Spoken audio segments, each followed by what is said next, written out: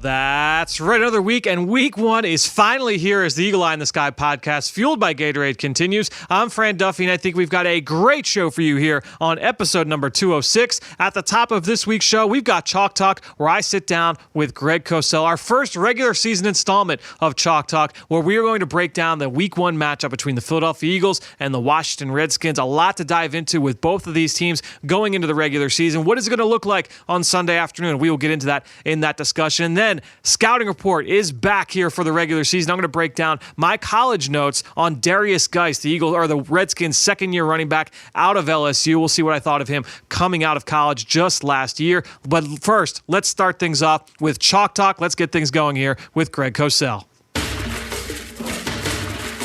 Let's get down to business. It's time for Chalk Talk. Well, we made it, Greg Cosell. You can follow on Twitter at Greg Cosell. Greg, it's the first Chalk Talk of the 2019 season where we're actually breaking down a regular season game that matters in the standings, and I couldn't be more fired up to get into this discussion. I cannot tell you how happy I am for Thursday night and then for Sunday. Yeah. It's just, preseason is fun to watch individual players, but you and I both, we love watching schemes and tactics, and obviously in preseason they don't mean a ton. Yep. So I'm so excited for the regular season to get going. It felt longer than normal this year. You know why? Because teams did not play a lot of the regular players. Yeah, that might be true. So even in that third preseason game, I don't know the number of teams, but many teams didn't even play their regulars at all. Yeah. I mean, it was gospel years ago that starters would play well into the third quarter in the third preseason game. Yep. That rarely happened this year. Oh, a different world, and for good reason, I think, in a lot of ways. But let's get into this matchup. Because, usually what you'll see is, the first half of our discussion each week will be based off the last game, and then the second half will be looking forward. But obviously, we don't have that first game to look back at. So this is all kind of, we're projecting at this point, a whole offseason's worth of projection into what these two teams are going to look like. But let's just kind of go almost position by position. I want to start with the Redskins and basically just kind of make it matchup centric.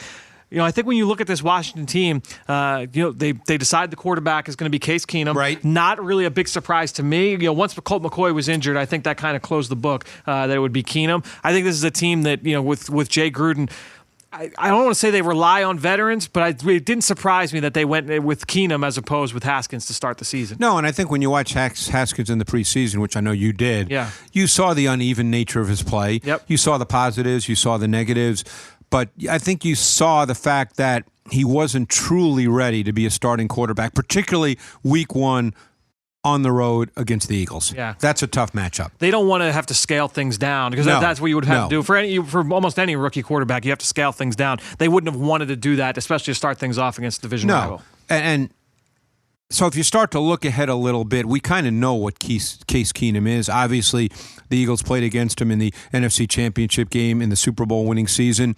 He's really no different now than he was then. Yep. He's a player that, for want of a better term, and a term I don't love, but everybody knows what it means. It. I don't usually hear you throw this one out. No, and I don't like to, but I don't know how else to really say it right now because he's a system player, but every quarterback is truly a system quarterback.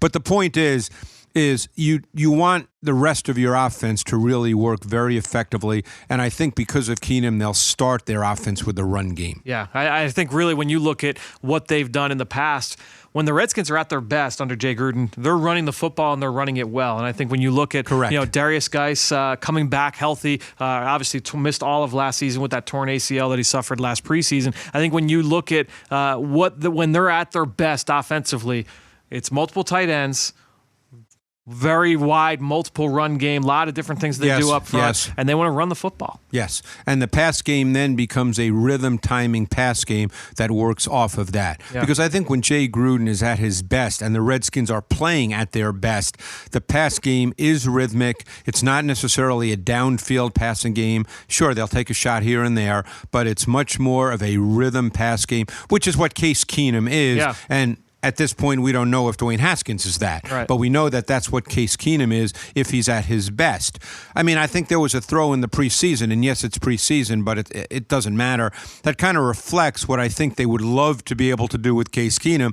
And I know you saw it. It's when he hit the bang 8 to Cam Sims for 28 yards. You know, that's a 5-step drop throw, plant, deliver it. I mean, that's the kind of rhythm throw they'd like to be able to make. That throw in particular made me go, Cam Sims, who is Cam Sims? And you and I spend all season, all year long, we're watching college with an eye towards college guys.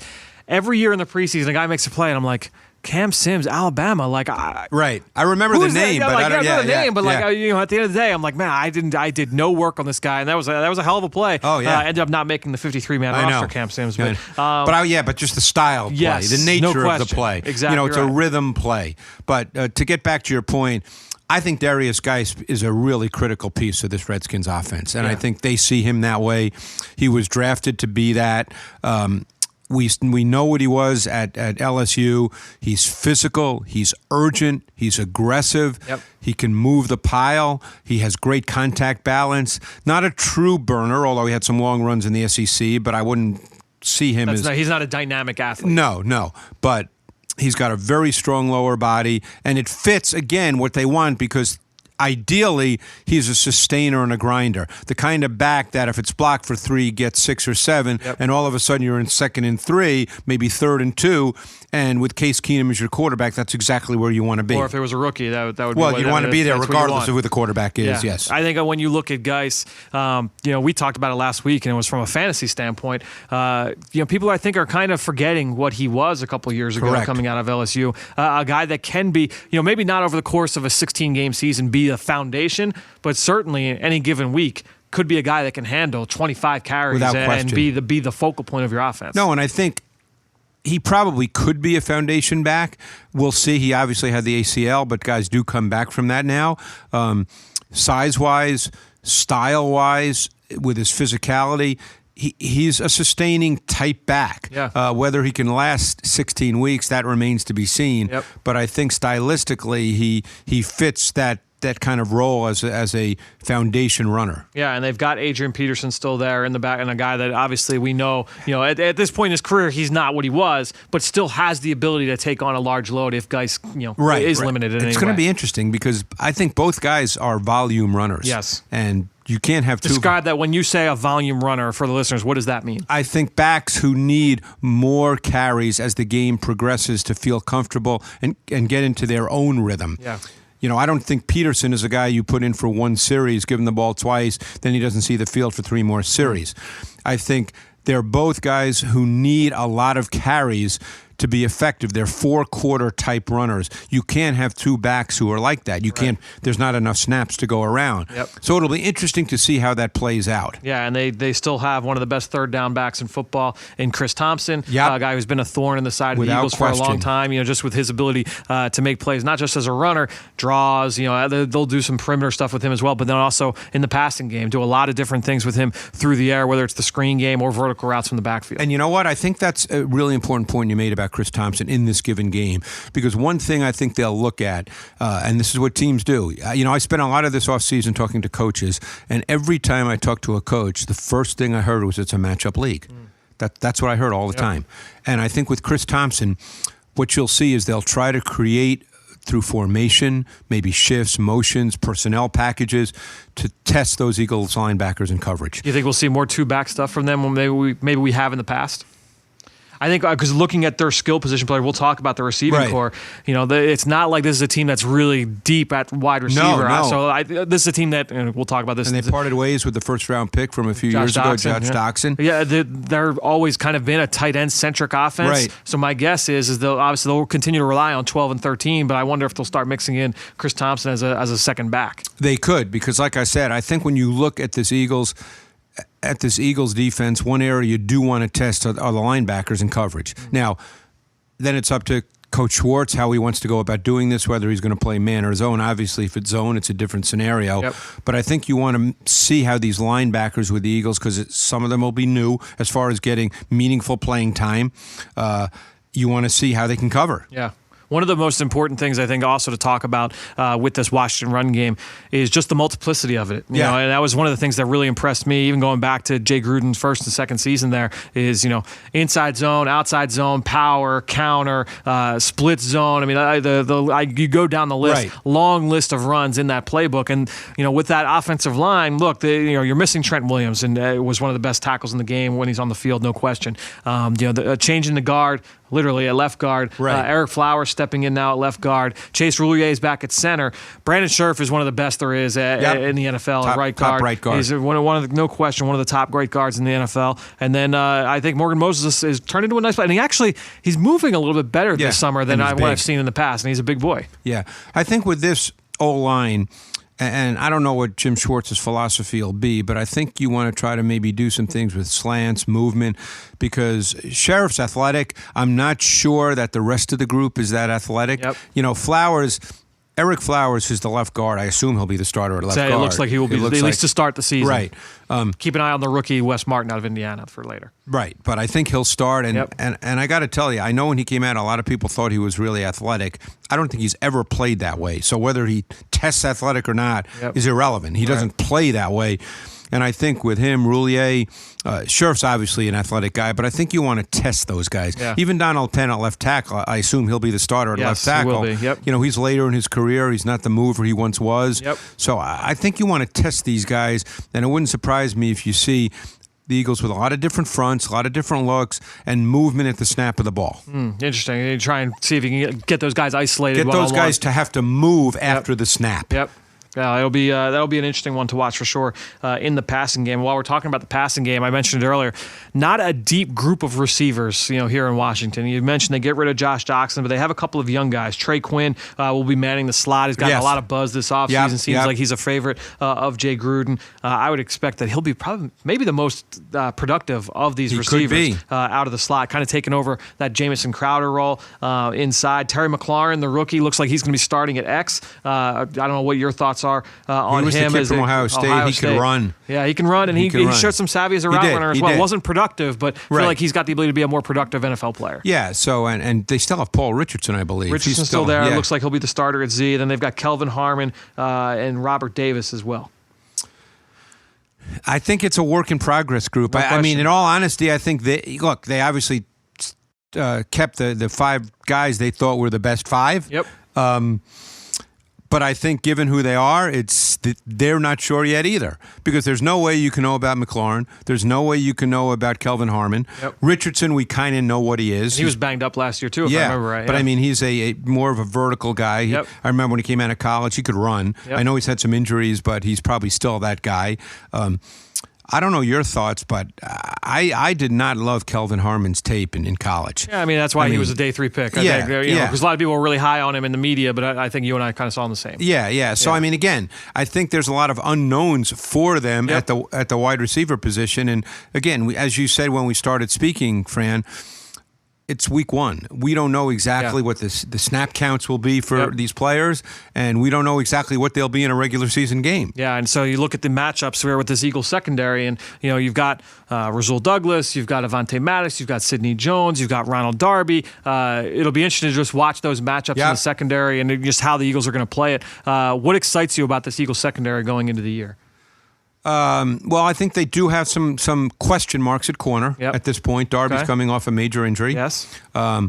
I really liked Avonte Maddox last year. Yeah, he had a great season. Liked him both at safety and at corner. And a nickel as well. Yeah, nickel, slot corner. Spots, Yeah, so I guess we'll find out where he plays the majority of his snaps when Sunday comes. That's the thing. I mean, you look at him from last year, and he played on the outside of the Rams game, and he was outstanding against the Rams. I mean, he had the jumped route for the interception along the perimeter. But as you mentioned, I mean, quality snaps at safety, quality snaps at nickel. So his versatility is certainly one of the big things he can hang his hat on going into the year. I mean, McLeod is ready to go, right? So you would assume so, yes. So assuming McLeod's ready, McLeod and Jenkins will be at safety. That's a very good safety group. Very good safety duo. And you're a big Andrew Sendejo fan as well. I like Sendejo. Now, I think he fit exactly what Minnesota did. So the Eagles are a little different. So what were his best traits in that scheme? Well, Minnesota played a lot of split safety. Okay? I think Sendejo fits that really well. The Eagles don't play as much of that now because to me, Sendejo is not a pure post safety, right, single high, and he's not a pure box safety, even though I think his DNA traits with his physicality and temperament is there. The play personality. I don't know if he's quite big enough to do that snap. Like I don't think he could fill the Jenkins role. Right. Snap after snap. Sure, but as the third or fourth safety in the depth chart. But I like the player. Yep. I like the way he plays. I like his physicality. I like his toughness, his temperament, as you said. So I like the player. I just thought he fit really well in Minnesota where they played a lot of split safety. Now, he did play post safety there to a certain amount because we know Harrison Smith did play in the box at times. Yep. But it was not... It was a lot of split safety, but I like Sendejo. The corners, how does this map out? Who's where? That's the big question. Yep. I don't think we know that right now. We've seen a lot of interchanging throughout the course of the summer in training camp. A lot of the writers had been kind of charting that, and you could say every single day it was kind of different as they were trying out different combinations because injuries happen, so you have to try and figure out what's our best group, whether we're in base, whether in nickel, dime, where do we want these guys to be deployed, and then also know what kind of versatility you've got. If and when those injuries occur, do you know that you can kind of move these pieces when around? the Redskins line up in base personnel, and they will, they're going to line up with 2 tight ends, they'll line up with 3 tight ends. Right. Who are going to be the 2 corners in the Eagles' base? That'll be one of the big questions to answer early on. We don't know. I don't think we know the answer to that. I think they know. They know. They know. I don't think Coach Schwartz is walking in right now and going to tell us that. No, I don't think so. But the safeties, you talked about those safeties, they're going to be involved with defending these tight ends. Without question. And Jenkins is one of the best. Yeah, it's a tight end-centric offense. Yeah. And Jordan Reed, it looked like he suffered a concussion in the preseason. One. I think that's his 7th. It might even been his 8th. Yeah. But I think when you look at this tight end room, with whether Jordan Reed is healthier for this game or not, Vernon Davis is still doing it. Jeremy Sprinkle, he is. So those are the 3 tight ends on this roster. For that role, he's perfect for what they need him to do. And I think he could probably be a little more, but hey, he's still there. They'll line up. Last year, there were a number of times they lined up. I think when Alex Smith was there, and quite honestly, you could make the argument that Case Keenum and Alex Smith, in terms of what they bring to the table, are similar. I remember a number of snaps last year where they had 3 tight ends on the field. Oh, they play a good amount of 13 and 12. I don't know where they rank in terms of the league, but I can tell they're watching them. That's part of their identity.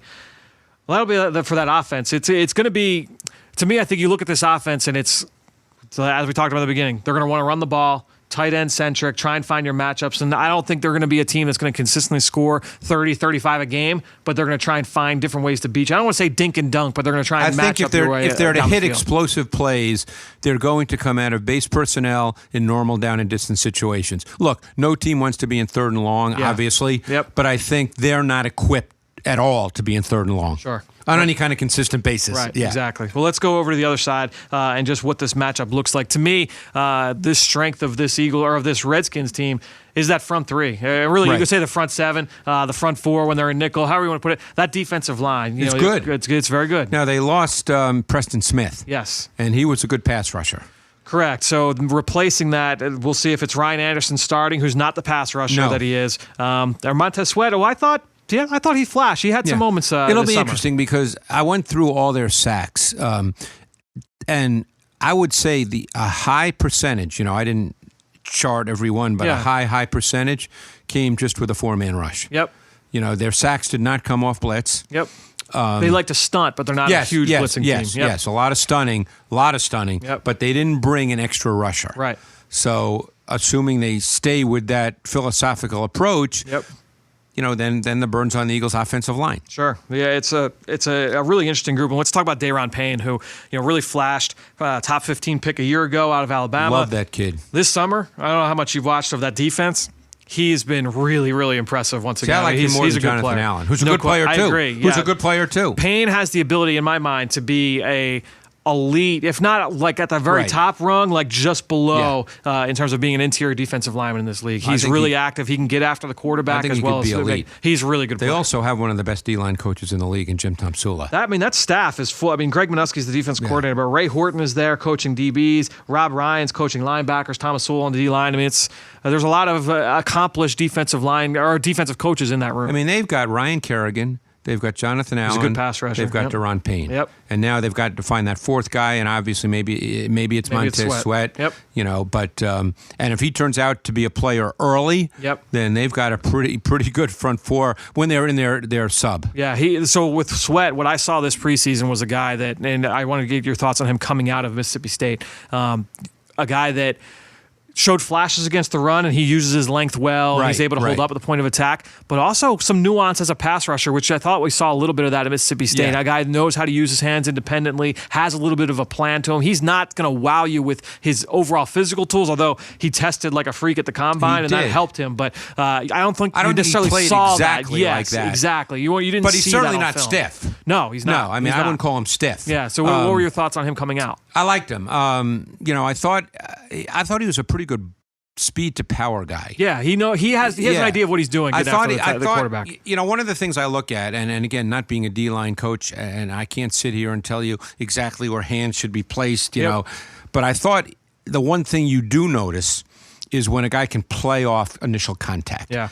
And like, for instance, the Boses do that exceptionally well. Sure. Yep. I thought Sweat did a pretty good job with that. Yeah. And I think that's critical because in the NFL, first of all, you're not going to run around tackles in the Right. NFL. That doesn't happen. mean, you know, and Von Miller will do it on occasion. You know, the unbelievable athletes will do it on occasion. Yep. But in the NFL, you don't get sacks by just running around tackles unless they're slow off the ball. Because what's going to happen is you try and run without using your hands at all, you get punched in the back of the head and work 6 yards upfield. Correct. And then you become irrelevant in the play. You're out. Yep. So, you know, I think that the key thing is you have to be able, however you do it, hands, feints, whatever. You know, this is where coaching comes in, and I don't presume to be a D-line coach, but you've got to be able to work off contact. Yeah. And I thought he showed that he could do that. Yep. He's a guy that I think is really interesting.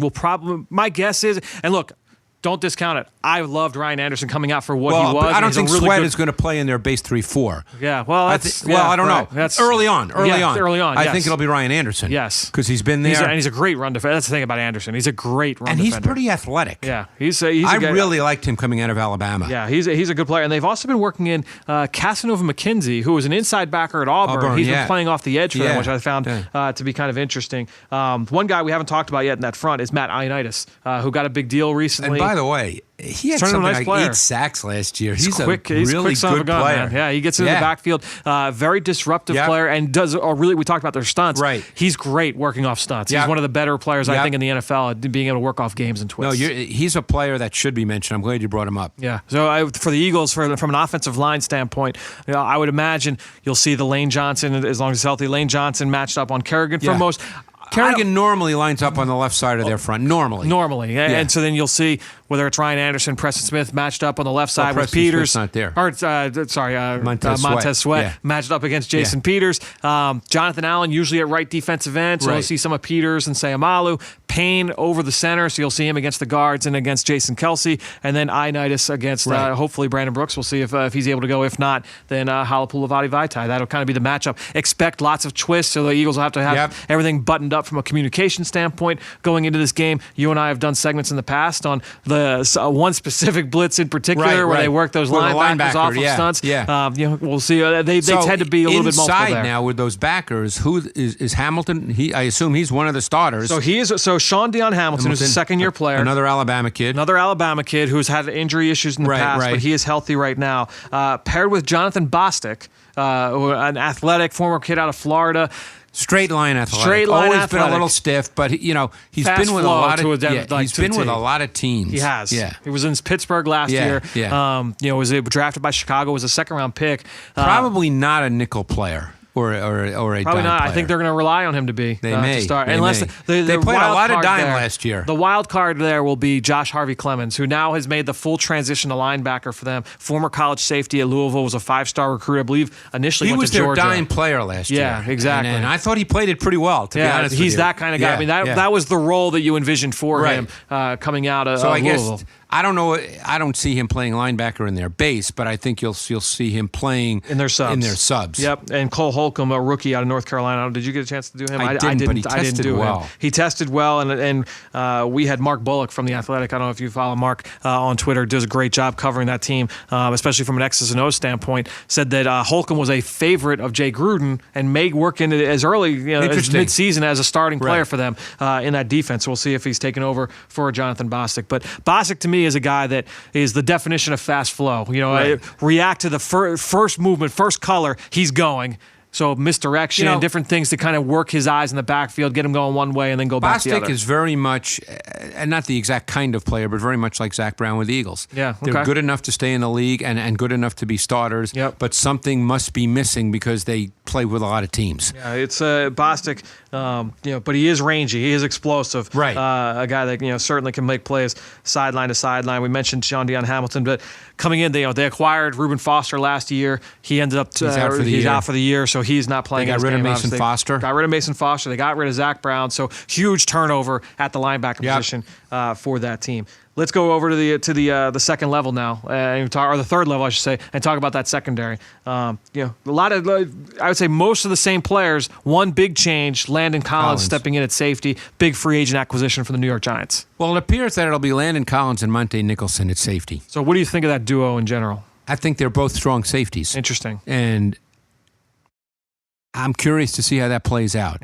Nicholson's been a flash player for them. He's made plays in bunches. Yeah. Nicholson, I remember him in Michigan State. I didn't study him coming out of Michigan State. He's I missed an explosive straight line kid. He ran at 215, 220 pounds like a 4.4. Yeah. I mean, he's an explosive straight line athlete. I wish I studied him. I didn't study him. He was not drafted high, though, because he was seen, I'm sure, as somewhat limited in what his responsibilities could be in an NFL defense. So they're basically playing with two strong safeties. We'll see how that plays out because in this league, you're going to have to play single high. Somebody's going to have to be the post safety. I guess that would be Nicholson. Me too, because he can run. Yep. Landon Collins is not a post. Now, that doesn't mean he'll never play a snap of post safety, but he's not a post safety. So the question in this game is when the Eagles line up with 12 personnel with Dallas Goedert and Zach Ertz, how will the Redskins play? Will they play zone? Or when they match up, how will they match up? Because I think they're at a matchup disadvantage if they're going to play man-to-man. Yeah, so 37 snaps last year. This will be a segment for Eagles game plan to keep an eye out for this week. But 37 snaps, the Eagles played 12 personnel against the Redskins last year. In the two games. 2/3 of those snaps they matched up in base. And when we had Mark Bullock on a few weeks ago, I didn't even have that stat yet. And he said, I would imagine that they will match up in base in 12. Now, we take that from a personnel standpoint now to the schematic standpoint of what you just said. Do they play man? Do they play zone? What happens if the Eagles go 12 and then they go empty? What happens if they line up in a more traditional condensed look? That's where the chess match of the game plan comes into play. If the Eagles start spreading it out, because we've seen the Eagles with Wentz since he's been a rookie go empty. Remember the Chicago Monday night game, which was his first year. Week 2, 2016. So the Eagles certainly can do that. Both Ertz and Goddard are detached players. They can split. So, look, they know the Redskins better than we do. We study as much as we can, but we're not coaches. Right, of course, yes. So they'll know when they go empty. They'll have a pretty good sense of will they match up man or will they play zone. And they'll know that going in. Yeah, most teams, if they feel comfortable, they may try and match up and say, all right, we're going to go man-to-man here. Other times, you'll see what a lot of teams will do, and correct me if I'm wrong, I feel like most teams will check to zone and they'll go to cover 2. That's a lot kind of teams do that. Yeah. Because, look, if they're staying in base and Bostic's, he's going to be in the game in base. Yep. Look, they know their players better than we do, but I wouldn't feel real comfortable with Bostic, let's say, outside the numbers matched up to Ertz or Goddard. Yeah. I mean, I wouldn't. Would you feel comfortable with that if you were the Redskins? No, I would not, no. No. So, I mean, I think there's some potential concerns, and which begs the question, they could stay base. If they get burned with some plays early, they could go to nickel. Yep. And if they go to nickel, then what do the Eagles do as far as the run game? Now you try to run the ball. Now you try to run the ball. Yep, no doubt. I mean, that's the other problem is, not even with Bostic, but one of those edge guys is going to have to cover somebody. Whether it's a back or a tight end. I mean, they're going to have to cover somebody in space. That's where we got so excited when the Eagles selected a Miles Sanders. If the Eagles were to kind of go in 12 and go empty with Sanders on the field, now you've got a lot of chess pieces kind of work with. Even Sproles. No doubt. Right. So you have to figure out how you want to match up Sproles has done a ton of that in his career. And we're talking about something that's not going to be like, this might be 1 or 2 snaps in the game, but they could make a huge difference. A huge difference. Yeah. Every game comes down to 7-8 plays. That when I think early in the season, you see teams try to research what the other team will do. Yep. Because, yes, does the Eagles coaching staff know Greg Minuski? Sure they do. But Minuski, he might tweak his defense, different personnel. They have to confirm what they anticipate he will do. And I think early in the season, you see a lot of that. Yeah, and it seemed one of the things that tell me if this is something that you picked up on. A lot of disguising from them this summer, which I thought was very interesting. A lot of post-snap movement, where they'd line up one safety in one direction and rotate out. Right. They did a lot of different disguise things from that. Is that a Minuski thing? I think Horton you're going to thing? see that more and more in the league as a whole. Why is that? Absolutely. I think that's the way defenses have to now respond to the fact that it's an offensive game and that offenses are doing a lot more in terms of personnel usage and formations, and I think you can't just line up in static looks. Interesting. I think you'll see that more and more throughout the league. I think you're going to have to see it. They're going to have to try. Look, the great offenses and the great quarterbacks more often than not win before the ball is snapped.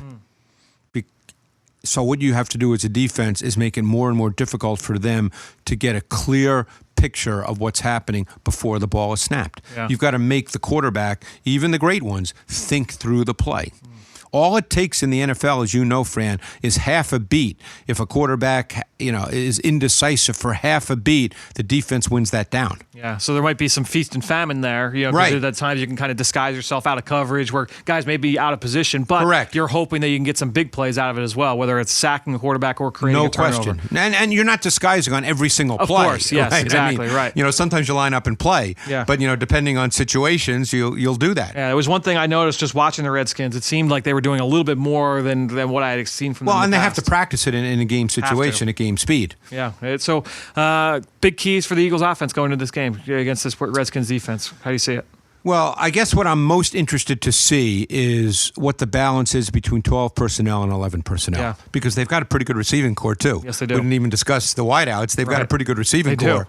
And Deshaun's going to play, obviously, even with the... We didn't talk about the corners. We went right to the safeties. So you got Josh Norman, Fabian Moreau, Quentin Dunbar, DRC is there, and then Greg Stroman, Jimmy Moreland, the nickel corner, who looks like he'll be the nickel corner, the rookie. Moreau played in the slot last year when they went... And it seems like that'll be Moreland this year. I think they didn't think like Moreland's Moreland. going to be the slot player? I think so. That was kind of his best built role. more for it. I saw Moreau coming out of UCLA as being an outside corner. Yeah, that's now what whether he ends up playing meaningful snaps, because Dunbar's been the corner opposite Norman the last couple of years. Yep. But and that's how it was this preseason, just going through my notes. So, I think the thing about the Eagles is Deshaun Jackson can line up anywhere. Yep. And if they feel that there's, if Jimmy Moreland's in the slot and and he's truly their slot corner versus 11 personnel, I think you might see Deshaun in the slot. Yeah.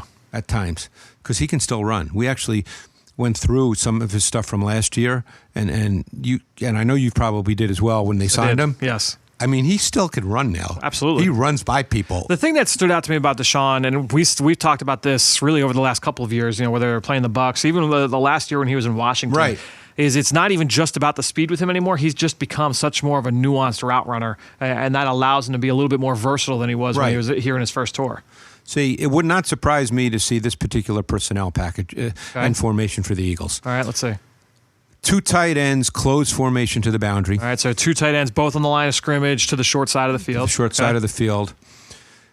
Jeffrey, the outside receiver, and Jackson in the slot to twins to the field. Okay, so what does that do from a defensive standpoint? What does that mean for the Well, you're going to here? find out defensively, number one, whether they're going to play man or zone, predominantly. Because you're seeing where that corner is. You're going to see where ends that or over the corner, slot? who normally is to the short side of the field, if he goes over and lines up, head up on Jackson, then more than likely they're going to play some form of man. Yep. It's not 100%, but more than likely. Okay. If he doesn't go over there and he stays on the back side, the short side of the field, then they're probably in some kind of zone coverage. Yeah.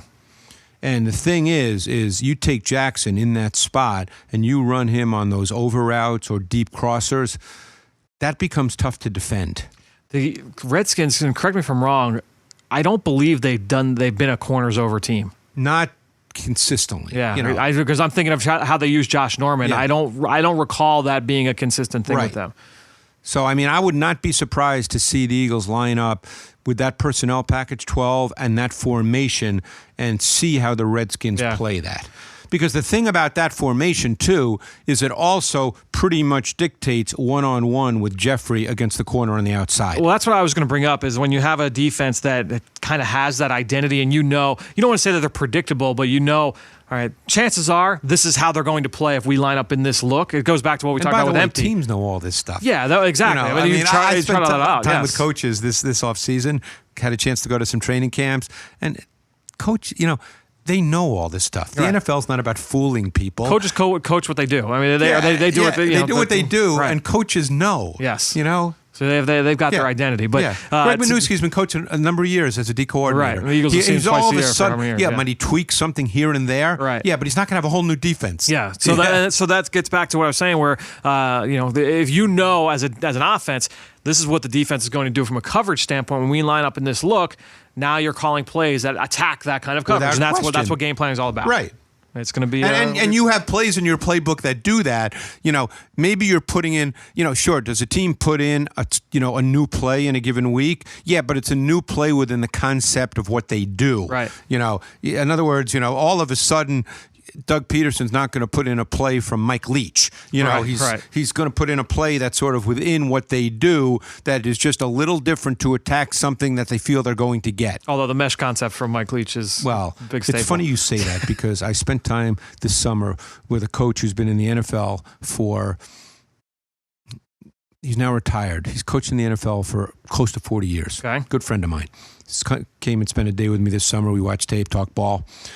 So we were watching tape, and there was the mesh with the sit behind it and the wheel. Yeah, which is what everybody does now. Sure, everybody has it now. Yep. So I just mentioned. I said, that play is viewed as coming from Hal Mummy, and he said, well, we ran that play 25 years ago when I was with so and so. So and I learned that when I did the book with Jaworski years ago. Right. I saw a lot of stuff that is attributed to someone in the last 10 years. Right. And it was being run 25 years ago. Sure. It just wasn't given a name the way it is now. Right. So, I see that every year when I do over the summer. I do the old school 22 pieces. Right. Where, I go back and I watch. Unfortunately, our film, I can only get to a certain point. Maybe the best I can do is like mid 80s sometimes. Right. Go back and watch film from those. Right. It's a lot of fun, and you see some plays and concepts. You're like, oh, all right. Well, there's that. There's an RPO in 1988. And Twitter has made it such that for a lot of these, and the Athletic is an unbelievable deal, but a lot of guys, are younger guys. And they're phenomenal. Yep. But, they see stuff, and because they don't necessarily have a background of having done this for a long time, to them it's brand new. So you see, with social media now, wow, I just saw this, and I've never seen it. Well, that's because you're 28 years old. Not because you don't know anything. You're 28 years old. Right. So, and hey, it just means I'm old because I've been doing this a long time. We know that. Right. But I mean, there's a lot of stuff I've seen, go back 25, 30 years that people do now, and that gets talked about as if it's brand new and I've never seen this before. Nope. Well, we will have some brand new football to break down. I cannot wait. Next week, right here on Chalk Talk on the Eagle Eye in the Sky podcast, fueled by Gatorade. Greg, thank you as always. We will talk to you next week. Thanks, Fran. Great stuff from Greg, and you can follow him on Twitter just like I do, at Greg Cosell. And while you're at it, I'm at FDuffy3. That's where I post all the podcasts I'm a part of and all of our X's and O's content that you can catch at PhiladelphiaEagles.com. And I appreciate everybody that promotes this podcast on all forms of social media. But the number one way is to go on to Apple Podcasts or Stitcher, leave us a rating, or even leave us a comment. Before I get into the ones from this week, I wanted to first hope you guys enjoy the new artwork for the show. A little bit of a rebranding for the show. Obviously, all the same content, but new album artwork. Hope you guys all enjoy that. And if you're around the city, if you're in the Philadelphia area, go check out, especially if you ride SEPTA, if you ride, whether it's the regional rail or buses or subways, keep an eye out for, and if you see any of the branding, any of the advertisement for the Eagle Eye in the Sky podcast, just take a quick picture, share it on social media, tag me. I'm excited to see what some of that stuff looks like. But so a really exciting time here for Eagles Entertainment. New rebranding for Dave Spadero's podcast, so the Eagles Insider podcast. If you caught that little segment that we posted early Monday morning. You know what that show will all be about. We'll obviously still have the Journey to the Draft podcast with myself and Ben Fennell and Tony Pauline on a weekly basis discussing college football with an eye towards next April's draft. That'll be a weekly show as well throughout the course of the fall. All right, let's get things going here. Like I said, a couple comments I wanted to get to from our Apple Podcast page. First, from Aaron Drews 1020, left a 5-star review. Just said how much they enjoyed the podcast. They live up in Patriots territory, love getting some Eagles coverage, loved all the stuff we did over the course of training camp and the preseason. So Aaron, thank you so much. Really appreciate you listening. Hope you guys enjoyed not just the daily training camp updates, but then also the look ahead to our NFC East opponents, whether it was Washington, Dallas, or New York. So Aaron, I really appreciate it. And then also DBG15, just another 5-star review saying how much you enjoyed the show, how much you enjoyed all the information we share on a weekly basis. So great stuff from Aaron and DBG. So thank you to all of you and all of you out there for your continued support of this show. And like I said, all of the podcast offerings that we have here at PhiladelphiaEagles.com. All right, let's keep this thing going. Let's go next to our scouting report segment, my notes on Darius Geis. Dim those lights. We're headed to the film room for the scouting report. All right, so Darius Geis, 5'10.5", over 220 pounds coming out of LSU. And this guy started a year and a half for the Tigers. He kind of stepped in for Leonard Fournette, the future top 5 pick, when he went down with injury in his final season. So he stepped right in, was extremely productive for Cam Cameron in that pro-style offense, a lot of two backs, a lot of gap-style stuff. And so did a lot of things for them in that offense in his first year, and then stepped in for Matt Canada, was the full-time back as a junior. And this guy ended up finishing, even though he was only on the field for a year and a half as a starter, ended up finishing 5th in team history in the SC area for LSU in terms of rushing. Was second team all-conference in 2017. Over the course of his career, ran a good amount of both zone and gap schemes. So he had that versatility coming out. He wasn't just a guy that you thought was best for one scheme or another. He did, however, I thought, look at his best when he was running behind a fullback. He looked very comfortable, I should say, with a lead back out in front. But again, had that versatility. And then in this offense, like we discussed earlier with Greg, they are a very multiple schemes. So a lot of different run schemes there in that offense with Jay Gruden. He's effective in all of them. Got pretty good speed, but I thought he was more quick than he was explosive. Able to jump cut to find a crease or make defenders miss in a phone booth. He's got great feet as well. We saw a little bit of that this preseason. I thought his game against Atlanta, his preseason debut, made some runs that you really kind of saw that lateral ability show up a little bit on film. Does a nice job setting up his blocks. Really patient at the point of attack. Ability to kind of pick a hole and hit it. Clear understanding of his run schemes, and he displayed a real feel, a real knack for making people miss both in a phone booth and out in space. Again, we saw a little bit of that this preseason. This guy, though, when it comes down to it, this is an attitude runner. That was one of the things I wrote in my notes. Really wanted to be a tone setter, wanted to inflict pain on defenders. His best trait was his play strength, his violence at the point of contact. Defenders are in for a fight when they line up against him. Does a better job running through first contact than you'd expect for a guy that played around 215. I mentioned he checked in at the combine over 220, but his playing weight, at least what he was listed at LSU, was around 215. So, found different ways to just kind of stay alive. Just his contact balance, I thought, was really impressive. Fumbled only one time in 12 games. So for a guy that was a foundation for LSU and also ran physically, it was good that he only put the ball on the ground one time.